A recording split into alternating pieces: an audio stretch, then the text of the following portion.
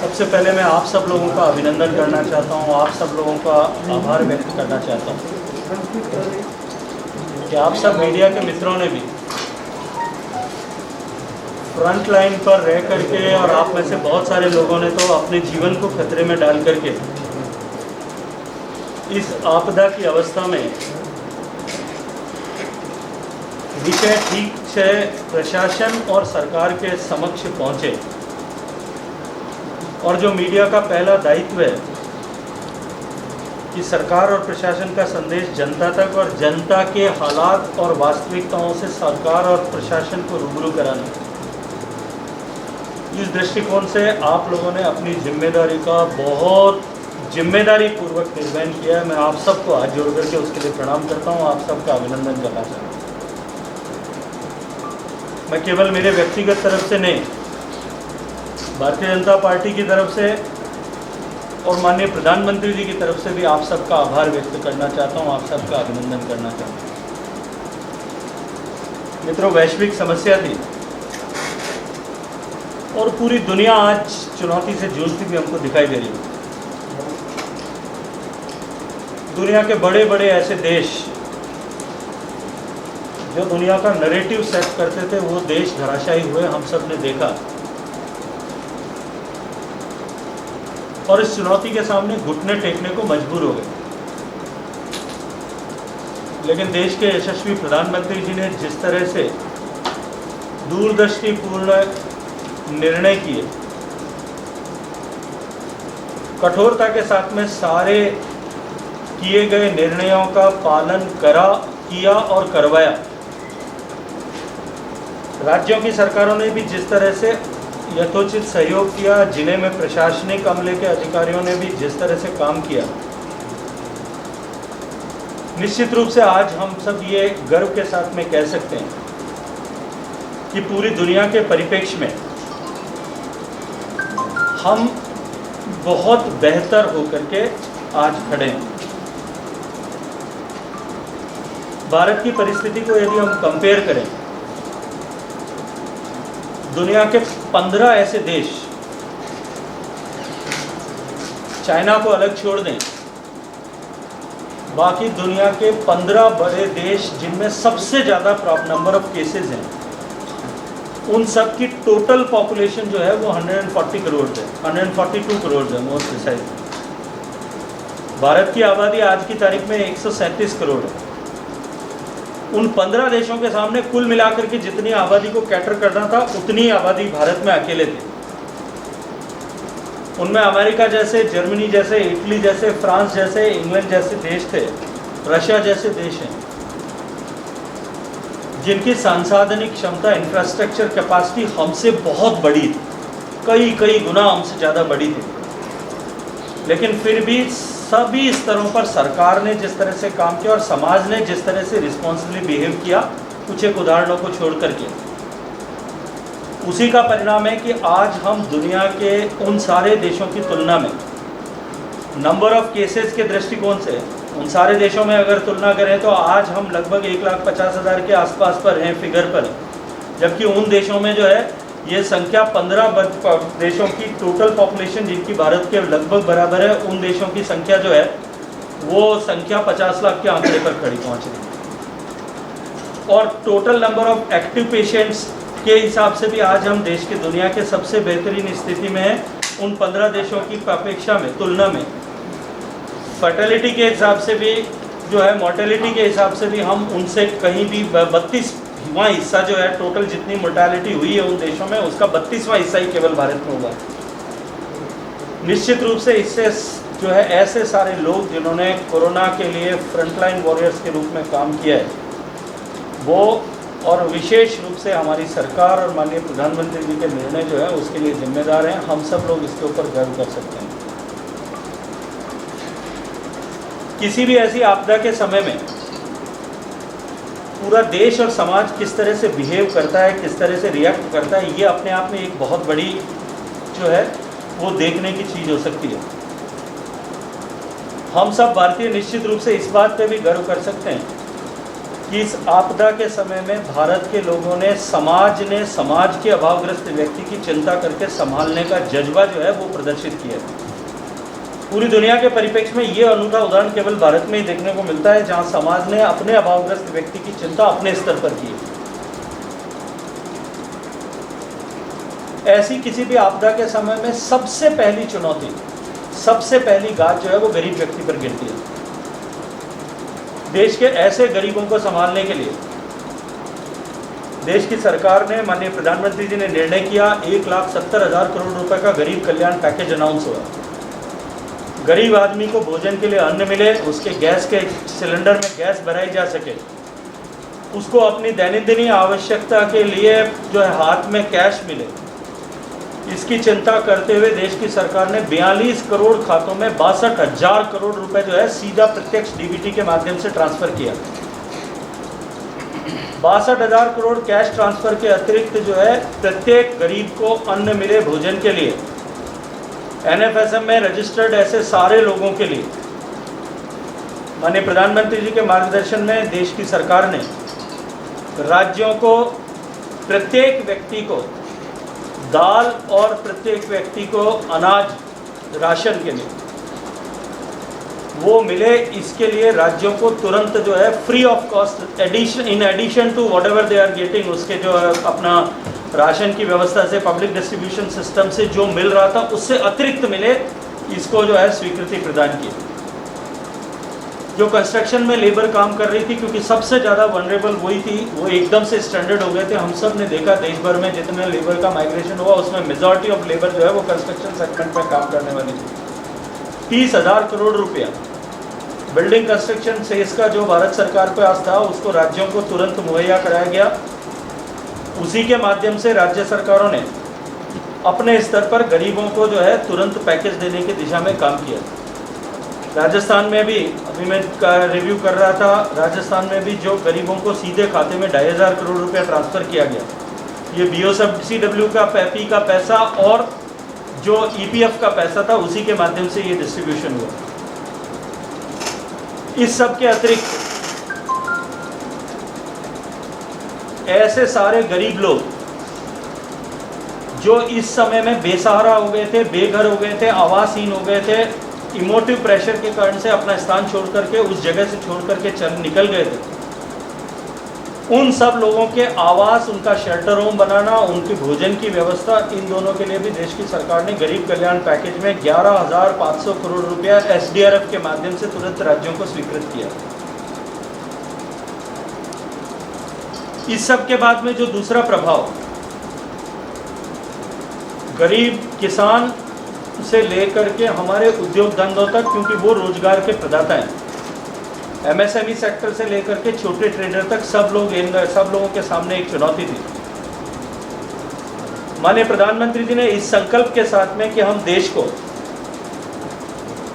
इस आपदा को अवसर के रूप में खड़ा करने के दृष्टिकोण से काम करेंगे। हम इस चुनौती को भी एक अवसर की खोज करते हुए देश को जो एक समृद्ध शक्तिशाली भारत बनाने का सपना है उसके एक अपॉर्चुनिटी के रूप में यूज करेंगे। इस दृष्टिकोण से आत्मनिर्भर भारत पैकेज अनाउंस किया। उस आत्मनिर्भर भारत पैकेज के माध्यम से जो गांव में प्रवासी श्रमिक वापस गया है उसको रोजगार मिल सके, इस दृष्टिकोण से 40,000 करोड़ रुपया नरेगा का बजट बढ़ाया गया। कृषि के क्षेत्र में कृषि को सहयोग करने के लिए, क्योंकि उस समय हार्वेस्ट का सीजन था, फसल कटाई का मौसम था, इसलिए सारे कार्यों को उस समय अनुमत किया गया। सोशल डिस्टेंसिंग के साथ साथ में प्रोक्योरमेंट को भी ठीक से जो है वो पूरा कराया गया। देश में खुशी इस बात की भी है कि देश ने इस बार रिकॉर्ड अन्न उत्पादन इस पैंडेमिक के समय में भी रजिस्टर किया है। लेकिन कृषि के क्षेत्र में भी एक आमूलचूल परिवर्तन इस आत्मनिर्भर भारत की परियोजना के माध्यम से हो, इस दृष्टिकोण से हमने आज तक एग्रीकल्चर में शॉर्ट टर्म फाइनेंस के लिए काम किया। पिछले इतने वर्षों से हमने प्रोडक्शन बढ़ाने के लिए काम किया। जो हरित क्रांति का समय था उस समय से लेकर आज तक हमने प्रोडक्शन किस तरह से बढ़े इस दृष्टिकोण से काम किया।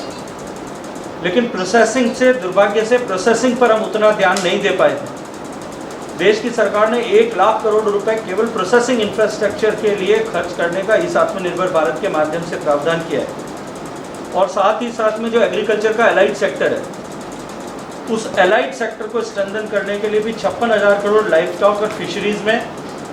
20,000 करोड़ रुपया लोकल ब्रांड्स को ग्लोबल बनाने के लिए कैपेसिटी बिल्डिंग में, इन सब कामों के लिए अनुमति किया है। और साथ ही साथ में जो शॉर्ट टर्म फाइनेंस पहले केसीसी कार्ड के माध्यम से किसानों को मिलता था, देश भर में 6 करोड़ किसानों को उसकी सुविधा मिलती थी, वो सुविधा को 2.5 करोड़ और किसानों तक पहुंचाने के दृष्टिकोण से नए केसीसी प्लान्ड मैनर में स्ट्रेटेजी के साथ में बनाना और तेजी के साथ में मिशन मोड में बनाना, इसको अनुमति किया है। तो एक तरह हम किसान का इंफ्रास्ट्रक्चर बिल्ड करें और साथ ही साथ में उसको शॉर्ट टर्म कैपिटल जो है उसके हाथ में दें।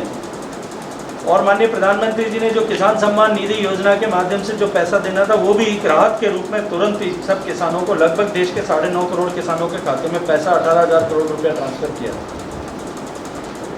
एमएसएमई सेक्टर जो देश का एग्रीकल्चर के बाद सबसे बड़ा रोजगार प्रदाता है, उसको भी स्ट्रेंथन करने के लिए, क्योंकि हर एक बिजनेस एंटरप्राइज और एमएसएमई इन दोनों के लिए अभी लिक्विडिटी सबसे बड़ा चैलेंज थी। एक साइकिल जो उनका लिक्विडिटी का होता है, वो टूटने के कारण से सबके सामने सीधा एक कैश की चुनौती थी। देश की सरकार ने इन सब, माननीय प्रधानमंत्री जी ने इन सब ऐसे देश भर के सारे एमएसएमई सेक्टर के जितने भी हमारे लघु और सूक्ष्म मध्यम स्तर के उद्यमी हैं उनके, और प्लस देश के करोड़ों ट्रेडर्स जो छोटी छोटी दुकान चलाने वाले लोग हैं, इन सबको राहत प्रदान करने के लिए 20% ऑफ देयर बोरोइंग लिमिट जो है वो एडिशनल कैश बिना किसी कोलेटरल सिक्योरिटी के, नई कोलेटरल सिक्योरिटी को मिले, जो एग्जिस्टिंग कोलेटरल सिक्योरिटी है उसी में मिले, उसको सुनिश्चित प्रावधान किया। और ये ठीक से डिसेमिनेट हो, और इसको लेकर के बैंक किसी भी तरह से एनपीए के डर से बैंकर नहीं घबराए, और साथ ही साथ में इसको लेकर के बैंकर के मन में जो है संशय न रहे, बैंक के मन में संशय न रहे, इसकी क्रेडिट गारंटी भारत सरकार ने नेशनल क्रेडिट गारंटी कंपनी के माध्यम से दी। और देश इसके समय में हुआ लोन एनपीए करने के हो जाने पर भी बैंकर के ऊपर लायबिलिटी नहीं फिक्स की जा सके, इसको भी इसमें प्रोविजन किया गया।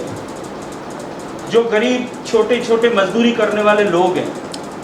ठेले वाला, रेहड़ी वाला तक की भी चिंता माननीय प्रधानमंत्री जी ने की है। ऐसे लोगों के लिए 5,000 करोड़ रुपए प्रत्यक्ष पैकेज, और ऐसे लोग क्योंकि नॉन बैंकिंग फाइनेंस कंपनी से लोन लेते हैं, इसलिए उनको फर्दर क्रेडिट, एनएमबीएफसी को भी फर्दर क्रेडिट इस जो आत्मनिर्भर भारत पैकेज में प्रदान की गई है। इन सब के साथ साथ में माइनिंग जो बड़ा सेक्टर है उसमें रिफॉर्म करना, हमारे स्पेस सेक्टर, एविएशन सेक्टर, इन सब में भी बड़े रिफॉर्म्स जो देश को आत्मनिर्भर बनाने के दृष्टिकोण से पिछले कई वर्षों से, मैं उन कारणों की समीक्षा में आज नहीं जाना चाहता, लेकिन कई वर्षों से हमारे यहाँ अटके हुए पड़े थे, ऐसे जो कहे ऐतिहासिक रिफॉर्म्स इस आपदा के समय में देश की सरकार ने किए हैं। 2 दिन बाद में देश की माननीय मोदी जी की सरकार का 1 साल पूरा होने वाला है। अवसर मिला तो मैं निश्चित रूप से 1 साल के इस कालखंड के विषय में भी आप सब लोगों से विस्तार से बातचीत करूंगा। लेकिन मैं एक बात जिम्मेदारी के साथ में कह सकता हूं कि ये 1 साल जो है उपलब्धियों का साल था। ऐसे अनेक विषय, चाहे जो 370 का विषय जो आज़ादी के समय से देश के लोगों के मन में एक नासूर की तरह खटकता था, वहां से लेकर के राम मंदिर का विषय जो करोड़ों करोड़ हिंदुस्तानियों के लिए एक आस्था और श्रद्धा का प्रतीक था, उस समस्या के निस्तारण, और ऐसे अनेक विषय। हम क्योंकि जोधपुर में अब बात कर रहे हैं, तो जोधपुर में रहने वाले पाकिस्तान से आए हुए ऐसे शरणार्थियों की समस्या का समुचित और एक बारगी में समाधान करने के दृष्टिकोण से भी जो सिटीजनशिप अमेंडमेंट बिल बनाया गया, मुस्लिम महिलाओं को जिस तरह से राहत प्रदान करने के लिए, उनको एक security, sense of security provide करने के लिए ट्रिपल तलाक का कानून पास किया गया। इन सब के अतिरिक्त विभिन्न निर्णयों के माध्यम से देश में आमूलचूल परिवर्तन करने की दिशा में दूरगामी लक्ष्य के साथ में अनेक निर्णय देश की सरकार ने इसमें किए हैं। आरंभ के से लेकर के आज 1 साल पूरा होने तक मैं जिम्मेदारी के साथ में ये बात कह सकता हूँ कि देश की सरकार ने जो अपेक्षा देश के आम आदमी ने नरेंद्र मोदी जी को प्रधानमंत्री बनाने के लिए अपने घर से निकल करके और बूथ पर जाते समय तक, वोट का बटन दबाते समय तक जो अपेक्षा आम मतदाता ने भारतीय जनता पार्टी से और देश की सरकार से, नरेंद्र मोदी जी से जो अपेक्षा की थी, उस अपेक्षा से कहीं ज्यादा देश की सरकार ने डिलीवर पिछले 1 साल में किया है। माननीय प्रधानमंत्री जी ने जल शक्ति मंत्रालय अलग से गठन करके देश के प्रत्येक घर तक पीने का पानी पहुंचे, इस लक्ष्य को देश के सामने रखा है। यह संकल्प देश के सामने लाल किले के प्राचीर से व्यक्त किया है। पिछले 5 साल में जिस तरह से साधारण मानवी के जीवन में परिवर्तन लाने के लक्ष्य से, उद्देश्य से और साधारण मानवी के जीवन में परिवर्तन लाते हुए देश को समृद्ध और जो है शक्तिशाली बनाने के निमित्त जो काम किए, चाहे वो घर में शौचालय पहुंचाना हो, चाहे घर में गैस का चूल्हा पहुंचाना हो, चाहे घर में बैंक का खाता पहुंचाना हो, चाहे हर एक आदमी को, गरीब आदमी को आवास देना हो, या हर एक गरीब को चिकित्सा की सुविधा देना हो, इस दृष्टिकोण से जिस तरह के निर्णय किए थे उनका जो है व्यापक प्रभाव देश भर में लोगों ने देखा है। निश्चित रूप से गरीबों के जीवन में बहुत बड़ा परिवर्तन लोगों ने महसूस किया है, उनके क्वालिटी ऑफ लाइफ में, और साथ ही साथ में दुनिया भर के अध्ययन ये बताते हैं कि उनके हाइजीन कंडीशन में, उनकी लिविंग कंडीशन में इंप्रूवमेंट हुआ है। ऐसी परिस्थिति में पानी एक ऐसा बचा हुआ विषय था जो हर एक घर तक पहुंचना चाहिए, क्योंकि देश की सरकार ने जो अध्ययन किया था उसके आधार पर देश के केवल 16% ग्रामीण आबादी तक ही हम पीने का पानी पिछले 70 साल में प्रदेशों और देश की सरकारों द्वारा किए गए एफर्ट्स के माध्यम से पहुंचा पाए थे। 84%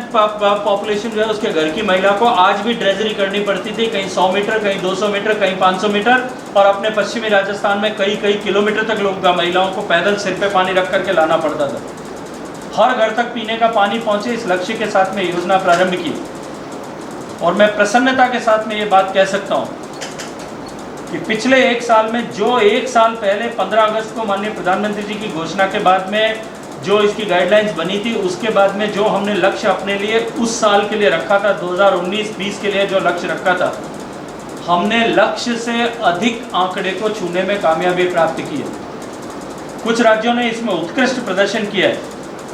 लेकिन दुर्भाग्य से कुछ राज्य अभी उस पेस पर, उस गति पर काम नहीं कर पाए।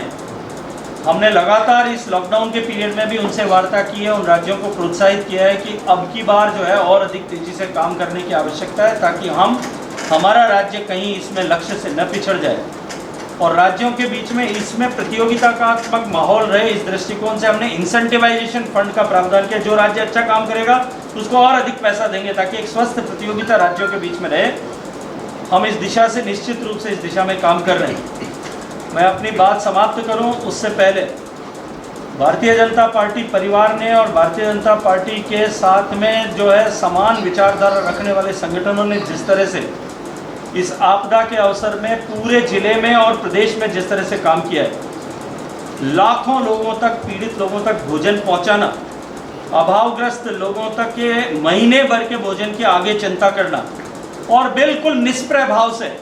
बिना किसी नाम की आकांक्षा और अपेक्षा के काम करना, अपने घर से पैसा खर्च करके, अपने संसाधनों से जो है वो ऐसी सामग्री को जुटा करके सरकार के माध्यम से उसको बांटना, इन सब में जिस तरह से भारतीय जनता पार्टी के कार्यकर्ताओं ने काम किया है, मैं भारतीय जनता पार्टी के एक ऐसे छोटे बड़े कार्यकर्ता का, सबका आपके माध्यम से आभार और अभिनंदन करना चाहता हूँ। मेरे प्रदेश की और मेरे जिले की, मेरे लोकसभा क्षेत्र की जितनी सामाजिक संस्थाओं ने इसमें काम किया है,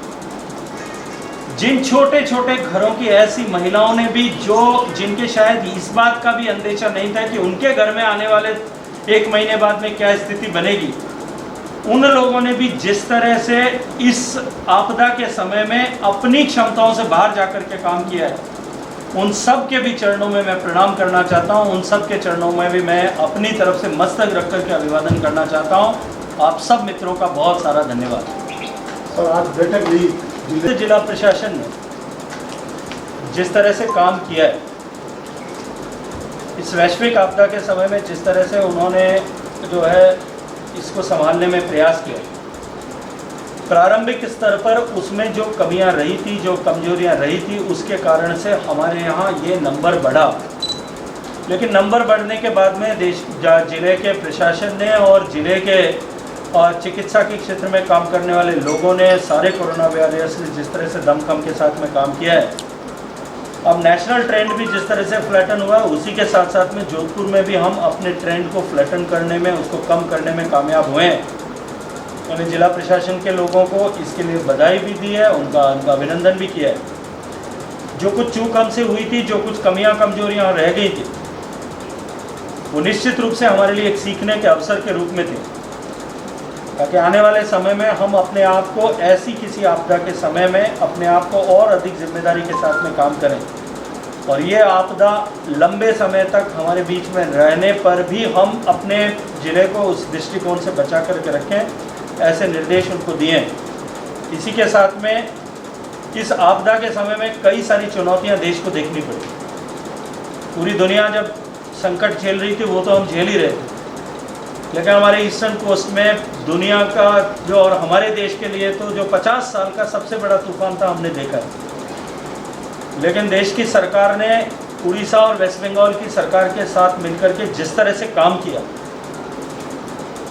और विशेष रूप से देश के गृह मंत्रालय ने माननीय अमित शाह जी के नेतृत्व में जिस तरह से काम किया, उसका परिणाम था कि 50 साल की सबसे भीषण आपदा के ऐसे समय में भी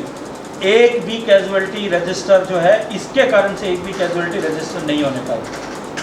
और हम जो है बिना व्यापक नुकसान के इस आपदा से अपने लोगों को बचाने में कामयाब हुए। वेस्टर्न कोस्ट पे दूसरी चुनौती हमारे सामने खड़ी है। वेस्टर्न फ्रंट पर टिड्डी का हमला हुआ है, ईरान से चल करके पाकिस्तान और पाकिस्तान से चल करके टिड्डी महाराष्ट्र तक पहुंची है। हमने ज़िले के इस कामों की समीक्षा की, टिड्डी के वर्तमान में जो चुनौती हमारे सामने है और आने वाले सीज़न में जो और भी बड़ी चुनौती जिसकी कल्पना की जा रही है, उसके लिए किस तरह से जो है राज्य ज़िले के प्रशासन को काम करना है, भारत सरकार और राज्य सरकार की संस्थाएं किस तरह से उसमें सहयोग करेंगी, क्योंकि टिड्डी के प्रबंधन, निर्जन क्षेत्र में टिड्डी के प्रबंधन और इसके लिए कैपेसिटी बिल्डिंग की जिम्मेदारी भारत सरकार की है। लेकिन कृषि के क्षेत्र में जहां एग्रीकल्चर है, जहां हैबिटेशन है, वहां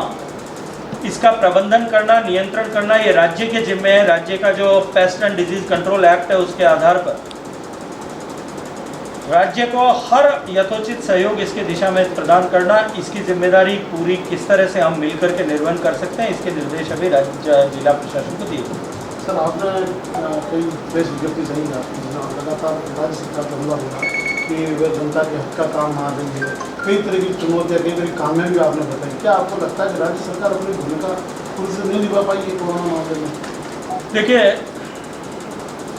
निश्चित रूप से कहीं न कहीं कमियां अवश्य रही हैं, और उन कमियों को उजागर करना, जनता की व्यथा को राज्य सरकार के कान तक पहुंचाना, जितनी जिम्मेदारी आप लोगों की है, उतनी जिम्मेदारी आप लोगों के माध्यम से ये पहुंचे। मैं समझता हूँ विपक्ष में रहते हुए प्रदेश में हमारी भी इतनी जिम्मेदारी, और ये जिम्मेदारी प्रदेश की जनता ने, राजस्थान में भारतीय जनता पार्टी को प्रदेश की जनता ने दी। हमने अपनी जिम्मेदारी का निर्वहन किया, और जो प्रश्न उस समय में, तात्कालिक समय में प्रश्न थे, राज्य में माइग्रेंट लेबर्स को लेकर के जिस तरह की प्रॉब्लम्स थी, इनिशियल स्टेज पर जिस तरह से सेंस ऑफ कॉम्प्लेसेंसी में राजस्थान की सरकार आई थी, और उसके कारण से जयपुर, जोधपुर, टोंक, नागौर, इन सब जगहों पर जिस तरह से समस्याएं बढ़ी थी, उन सब चुनौतियों को ठीक से समय रहते राज्य सरकार को उसके लिए चेतावनी देना, राज्य सरकार को उसके लिए जो है वो उनके बंद हुए कानों तक उसको पहुंचाना, ये हमारी जिम्मेदारी थी। और मैंने जैसा कहा कि आपने उस जिम्मेदारी में हमारा सहयोग किया, उसके लिए आप सबका अभिनंदन। केंद्र सरकार पर यह आरोप लगाया जा रहा है कि केंद्र सरकार ने समय रहते इस महामारी को रोकने के समुचित प्रयास नहीं किए। नमस्ते ट्रंप में केंद्र सरकार बिजी रही थी, उस समय शुरुआत हो चुकी थी, उस समय ये जहाँ तक इनिशियल स्टेज ऑफ लॉकडाउन या प्री लॉकडाउन स्टेटस की बात, प्रश्न मोडेलिटीज़ क्या अपनाई जाएंगी, ये प्रोटोकॉल्स WHO डिसाइड कर रहा है पूरे देश के लिए। और इस बात को आप, मैं और देश का प्रत्येक व्यक्ति नहीं, कुछ लोग जिनके वेस्टेड इंटरेस्ट है उनको छोड़ दें, बाकी पूरी दुनिया एक स्वर से स्वीकार करती है कि भारत ने समय रहते निर्णय किया, भारत ने ठीक ठीक निर्णय किया, भारत के लोगों ने जिम्मेदारी से व्यवहार किया। उसी का परिणाम है कि जो आंकड़े मैंने अपनी वक्तव्य में शुरुआत में दिए थे कि हम दुनिया की ऐसे 15 देश जो सबसे ज़्यादा प्रभावित हैं तमाम विपरीत परिस्थितियों के होते हुए भी, आज हम उनके जो है 30वें हिस्से तक का भी इम्पैक्ट हमारे यहाँ पे नहीं पड़ा है। मुझे लगता है कि हाँ जो है, एक वो उर्दू में कहावत है, हाथ कंगन को आरसी क्या और पढ़े लिखे को फारसी क्या। मुझे लगता है कि सामने उठा करके कांच देखने की आवश्यकता है कि वास्तविकता कहाँ जा रही है। तो क्या चीन और भारत की पालना रास्ता प्रदेश को नहीं की क्या? आपके लोग केंद्र सरकार ने WHO की पालना की और प्रदेश सरकारों ने नहीं की। देखिए, जिस तरह से इम्प्लीमेंट करने की आवश्यकता थी, जिस गंभीरता के साथ में इम्प्लीमेंट करने की आवश्यकता थी, कई राज्यों ने, कई जिलों में, कुछ राज्यों ने कुछ जिलों में वो गंभीरता उसमें प्रदर्शित नहीं की और उसके कारण से परिणाम हम सबको देखने पड़ा। जोधपुर और जयपुर उसके जीते जाते उदाहरण।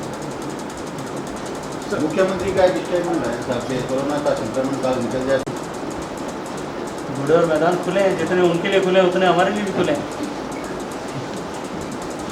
और आज से नहीं पिछले 70 साल से खुले। और उनके घोड़े जो हैं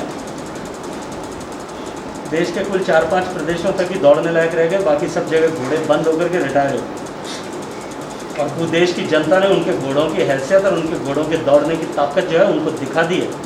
अब ये अलग बात है कि वो आज भी अपने घोड़ों की हैसियत और ताकत शायद समझ नहीं पाए और अस्तबल में खड़े हुए घोड़ों के भरोसे पर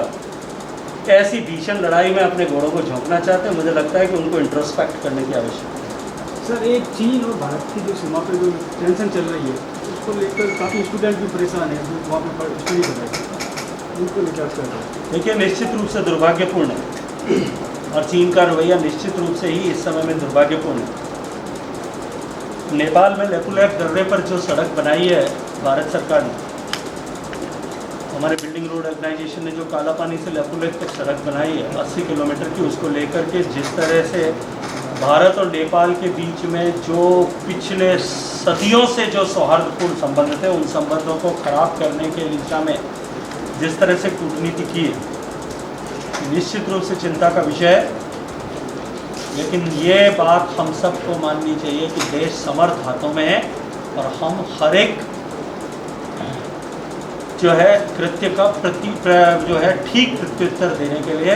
हम पूर्ण रूप से तैयार हैं। फिर नेपाल पर विश्वास क्यों किया जा रहा है जब अपने साथ दगा कर रहा है? मुझे लगता है कि ये जो है, आप कभी अकेले में मेरे साथ में बैठेंगे तो मैं आपको समझाऊंगा, ये शक्तियों से नहीं लड़े जाते, जो आत्मबल से लड़े जाते। ऐसे बहुत सारे उदाहरण इतिहास के पन्ने पलट कर देख लीजिएगा,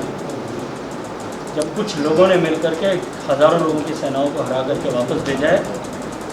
ऐसे अनेक उदाहरण। 1971 के युद्ध में जितनी तैयारी पाकिस्तान की थी उतनी तैयारी हमारी नहीं थी। उनके पास में साइबर जेट था, हमारे पास में नेट था, इतना सा हवाई जहाज था। उनके पास में पैटर्न टैंक था, हमारे पास में जो है इतना छोटा सा टैंक था जो इक्विप्ड भी नहीं था, फिर भी हम जीते थे। चिंता मत करिए, देश की सेनाओं पर भरोसा रखिए और देश के नेतृत्व पर भरोसा रखिए। किसी भी तरह की आपदा आएगी उसको निपटने के लिए हम सब तैयार हैं। सर, आपने एक बार पहले भी कहा था कि स्थानीय अधिकारी सुनते नहीं है, फोन नहीं उठाते। आज जब आपकी बैठक शुरू हुई तब आपकी नाराजगी और देखने को मिली, क्या वाकई ऐसे हालात रहे? लेकिन मैंने जो है, मुझे लगता है कि कहीं आप मित्रों ने उस दिन भी मैंने जो आप सबसे बात की थी उसको आप लोगों ने मिस कोट किया। मैंने उस दिन भी इस रेफरेंस में ये बात कही थी कि राज्य सरकार ने जो नोडल ऑफिसर स्टेट्स के लिए डेप्यूट किए हैं, ऐसे 15-17 ऑफिसर्स की एक लिस्ट दी थी, आप ही लोगों के माध्यम से मुझे मिली थी। उन अधिकारियों के लेकर के पूरे प्रदेश में, ये पूरे देश भर में प्रदेश के जो लोग थे उनका लेकर के ये जो है ये ऑब्जर्वेशन था कि न तो वो फ़ोन उठा रहे, आप सब लोगों ने भी ये बात कही है, और न या उनका फ़ोन डाइवर्टेड है या उनका फ़ोन अनअटेंडेड है और या उनका फ़ोन जो है ठीक से रिस्पॉन्ड नहीं कर रहा है। मैंने उनके परिप्रेक्ष्य में कही थी, पर मेरे मित्रों ने कहीं ज़्यादा स्नेह दिखाते हुए उसको जिले के अधिकारियों से जोड़ दिया। आज की बात है सर, आज निश्चित रूप से जहाँ कमी थी, जवाब में दिया आपके संदेश, आपने कहा कि ये बात कही। निश्चित रूप से जिन लोगों ने ये जो है जितनी गंभीरता के साथ में, कुछ अधिकारियों ने शायद मुझे लगता है कि जितना काम बिहेव करना चाहिए उनका नहीं किया, तो मेरी जिम्मेदारी है कि मैं उनको बताऊं कि आपको ठीक जो है जिम्मेदारी के साथ में व्यवहार करना चाहिए। साहब एक सवाल, चाइना से कई सारे बिजनेस हैं जो मूव हो रहे हैं, वियतनाम, इंडोनेशिया और इंडिया ऐसे देश हैं जहां बड़ी उम्मीदें हैं। मोबाइल का जो सेक्टर है चाइना इसका मास्टर। निश्चित रूप से चाइना में प्रोडक्शन और चाइना के मैन्युफैक्चरिंग को लेकर के दुनिया भर में एक अलग तरह का वातावरण बना है। भारत के लिए, भारत जैसे देश के लिए निश्चित रूप से अपॉर्चुनिटी है। पिछले 5 साल से हमने जिस तरह के कॉन्स्टिट्यूएंट एफर्ट्स किए हैं, उसके बाद जिस इंडस्ट्री की आपने बात की कि मोबाइल की इंडस्ट्री की एक प्लेयर सैमसंग वहाँ शिफ्ट हो रहा है, लेकिन हमको ये नहीं भूलना चाहिए कि जिस दिन मोदी जी की सरकार बनी थी 2014 में, उस दिन देश में 2 मोबाइल मैन्युफैक्चरर थे। आज देश में 200 मोबाइल मैन्युफैक्चरर, हम दुनिया के दूसरे बड़े मोबाइल मैन्युफैक्चरर हैं। या हर एक देश की किसी न किसी बिजनेस को, इंडस्ट्री को अब्जॉर्ब करने की कैपेसिटी है। जो जितना माइग्रेशन एक्सपेक्टेड है, अगर उस माइग्रेशन की तुलना में आप अध्ययन करें, और जिस तरह का अध्ययन इकोनॉमिस्ट करते हैं देश में, दुनिया भर के, न मलेशिया की, न इंडोनेशिया की, न वियतनाम की वो कैपेसिटी है कि वो उसको एब्जॉर्ब कर सकें। लेकिन भारत के पास में तमाम अपॉर्चुनिटीज़ के होते हुए भारत की सरकार ने भी माननीय प्रधानमंत्री जी के नेतृत्व में इस तरह का इकोसिस्टम बनाने की बात की कि हम लोकल फॉर ग्लोबल इस कॉन्सेप्ट के साथ में काम करें। ये जो आत्मनिर्भर भारत पैकेज आया है, इसके कंटिन्यूएशन में कुछ और इस तरह की व्यवस्थाएं अभी आने डिक्लेयर होनी बाकी हैं कि हम नई इंडस्ट्रीज़ को किस तरह से अपने यहाँ अट्रैक्ट कर सकते हैं, उनको इंसेंटिवाइज कर सकते हैं, उनको किस तरह से और ज़्यादा आगे बढ़ा सकते हैं। दिशा में शीघ्र आपको कई सारे नए निर्णय जो है वो जानने को मिलेंगे। एक आपका स्टेटमेंट और चर्चाओं में रहता था, अगर एक फोन करते हैं तो मैं 100% भेज देता, वो उसी का था। नहीं, मैं आरोप नहीं लगा रहा हूँ, मैं तो अपनी बात दिल्ली और जोधपुर की भाषा में चेंज हो गया। नहीं, मैं अपनी बात को वापस वही कह रहा हूँ। देखिए, मैंने ये कहा, मैं एक बार अपनी बात वापस दोहरा देता हूँ। हो सकता है कि मेरी कम्युनिकेशन कैपेसिटी उतनी नहीं है कि मैं आप लोगों को ठीक से समझा पाऊँ। ये तो प्रेस नोट था। नहीं, प्रेस नोट आप चेक कर लीजिए, प्रेस नोट को हम चेक करेंगे। अगर जो आपने कहा है वो ठीक है तो, और जो मैंने कहा वो ठीक है, तो फिर अपन उसके बारे में बाद में बात करेंगे। देखिए, ये विषय ये था कि जो गृह मंत्रालय ने रेल से गाइड जो ऐसे स्टैंडर्ड लोग हैं, जो हमारे मजदूर भाई हैं, जो प्रवासी कार्य काम करने वाले लोग हैं, उन लोगों को वापस अपने घर पहुंचाया। राज्य की सरकार ने, प्रदेश की सरकार के मुखिया ने सबसे पहले देश में इस बात के लिए जो है मांग उठाई कि केंद्र सरकार बसों की सुविधा प्रदान करे, तुरंत बसों की अनुमति दे। हमारी 4000 बसें खड़ी हैं, हम तुरंत लोगों को लेकर के आएंगे, हम एक भी व्यक्ति को बाहर नहीं रहने देंगे। अनुमति मिलने के बाद में वो 4000 बसें आज तक राजस्थान की एक सरकार खोज नहीं पाई। उन्होंने कई बार प्रयास किया, प्राइवेट बस ऑपरेटर्स के साथ में उनका समझौता भी नहीं हो पाया। और वो 4000 बसों के इंतजार में राजस्थान के प्रवासी लोग, जो देश के विभिन्न कोनों में जिनकी आकांक्षाओं को जगाने का काम किया था, वो आकांक्षाएं, जागी हुई आकांक्षाओं के साथ में उनको रात रात भर करवटें बदलनी पड़ी। अनुमति मिलने के दूसरे दिन से राग दूसरा आया और उस राग दरबारी में कहा गया कि हमको रेल की सुविधा प्रदान की जाए। लेकिन रेल की सुविधा प्रदान करने के बाद जो मोडेलिटी बनी थी, वो मोडेलिटी ये थी कि जिस जगह से प्रवासी रवाना होगा वो राज्य की सरकार इंडेंट इशू करेगी, जहां आएगा वो एनओसी प्रदान करेगी। उस दिन मेरा प्रश्न ये था कि क्यों कर राजस्थान ने अब तक 19 ही ट्रेनों की एनओसी प्रदान की है, जबकि उत्तर प्रदेश 500 के आंकड़े को छू चुका है, बिहार 300 के आंकड़े को छू चुका है। राजस्थान के 19 ही ट्रेनों की एनओसी क्यों प्रदान की है? और मैं अपने शब्द आपको याद दिलाना चाहता हूँ, 5 साल बाद में भी वही शब्द बोलूँगा, खड़े पाई कॉमा का भी फर्क कभी नहीं होगा। कि मुझे बहुत प्रसन्नता होती जोधपुर का जनप्रतिनिधि होने के नाते, राजस्थान का रिप्रेजेंटेटिव इस देश की सरकार में होने के नाते, यदि प्रदेश के मुख्यमंत्री, उनके सचिव या राजस्थान का रेजिडेंट कमिश्नर भी मुझे फ़ोन करके कहता कि हमने जो है इस प्रदेश ने इंडेंट इशू कर दिया, हमने एनओसी इशू कर दी है, हमको रेल नहीं मिल रही, आप रेल दिलाओ, मैं 100 रेल एक दिन में दिलवाने की व्यवस्था करता। ये मेरी जिम्मेदारी, अगर वो नहीं होती तो मैं अपनी जिम्मेदारी का निर्वहन नहीं कर रहा हूँ। और मुझे लगता है कि मेरे मीडिया के मित्रों को मुझसे बहुत ज़्यादा स्नेह है उन्होंने अपने हिसाब से उसको थोड़ा इंटरप्रेट कर दिया। आप वो ये निश्चित रूप से दुर्भाग्यपूर्ण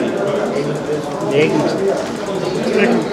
कि राजस्थान सरकार के एक राजस्थान प्रशासन पुलिस अमले के एक सबसे होनहार पुलिस अधिकारी, जिसके निर्विवाद रूप से जिसको पूरे पुलिस प्रशासन और प्रदेश ने इस बात के लिए रेट किया है कि वो प्रदेश का सबसे ईमानदार, निर्भीक और जिम्मेदार जांबाज पुलिस का अधिकारी था। उसको वो दुर्भाग्यपूर्ण परिस्थितियों में उसको एक सस्पेक्टेड कंडीशन में आत्महत्या ऐसा केस रजित सामने आया है। वो हत्या है, आत्महत्या है, किन कारणों से हत्या हुई, किन कारणों से आत्महत्या हुई, अनुसंधान का विषय है। लेकिन ये निश्चित रूप से राजस्थान के लोगों के लिए चिंता का विषय है। और जिस तरह से पिछले एक साल में राजस्थान में अपराध की घटनाएं गिरी हैं या बढ़ी हैं, राजस्थान में थानों से बंदूक के नोक पर अपराधियों को छुड़ाया गया है। राजस्थान में जिस तरह से विभिन्न घटनाओं के बाद में पुलिस का इकबाल कमजोर हुआ है, राजस्थान में जिस तरह से छोटी छोटी नन्ही अबोध बालिकाओं के साथ में कुकृत्य और उस कुकृत्य को छिपाने की बारंबार चेष्टाएं हुई, राजस्थान के मुख्यमंत्री, क्योंकि गृह मंत्री का प्रभार भी उनके पास में, उसकी दोहरी जिम्मेदारी उनकी है। इस राजगढ़ की घटना के बाद में राजस्थान प्रदेश का न केवल विश्नोई समाज, 36 कौम उसके कारण से उद्वेलित है। सबके मन में निश्चित रूप से कहीं न कहीं एक जो है पीड़ा हुई है।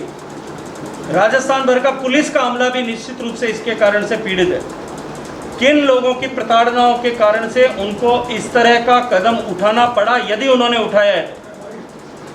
और अन्यथा किस कारण से, किस तरह से ये घटना को अंजाम दिया गया, इसकी निश्चित रूप से जांच होनी चाहिए ताकि राजस्थान के पुलिस का इकबाल सुनिश्चित हो सके। और हमारे राजस्थान में ये पुलिस के ऊपर बेजां पॉलिटिकल प्रेशर के कारण से जिस तरह की घटनाएं बढ़ रही हैं, ये सब घटनाओं पर रोक लग सके। राजस्थान सरकार ने इसके लिए न्यायिक जांच की बात की है और जिस धारा में मुकदमा दर्ज किया है वो दोनों अपने आप में जो है वो मुझे लगता है कि कॉन्ट्राडिक्टरी है। पीड़ित परिवार ने भी इस बात के लिए आग्रह किया है। राजस्थान के जो है कम से कम 100-200 चुने हुए जनप्रतिनिधियों या पूर्व विधायक एमपीज ने भी इसके बारे में चिट्ठी लिखी है, इर्रेस्पेक्टिव ऑफ पार्टी लिखी है। मैं आज आप लोगों के माध्यम से राजस्थान के माननीय मुख्यमंत्री जी से आग्रह करता हूं कि इसकी जांच तुरंत सीबीआई को सुपुर्द करनी चाहिए ताकि राजस्थान की पुलिस की, राजस्थान की सरकार की प्रतिष्ठा बनी रह सके और ऐसे कृत्य जिस किसी भी कारण से हुआ है, जिसकी भी किसी भी तरीके से हुआ है, उसका ठीक से खुलासा हो सके ताकि ऐसी घटनाओं की राजस्थान में पुनरावृत्ति न हो। केवल विष्णु दत्त जी के परिवार ने केवल अपना जो है सदस्य, अपना अभिभावक नहीं खोया, उनके बच्चों ने केवल अपना अभिभावक नहीं खोया, उनकी पत्नी ने अपना पति नहीं खोया, उनके परिजनों ने अपना बेटा नहीं खोया। राजस्थान की पुलिस ने अपना सर्व से ज़्यादा होनहार व्यक्ति जो है अधिकारी को खोया है। एक ऐसे व्यक्ति का नुकसान जो एक ऐसे व्यक्ति द्वारा, ऐसे जो है जांबाज अधिकारी द्वारा ऐसा कदम उठाया जाना, जिसने आज तक जहां कहीं भी जाकर के पदस्थापित होकर के नौकरी की है,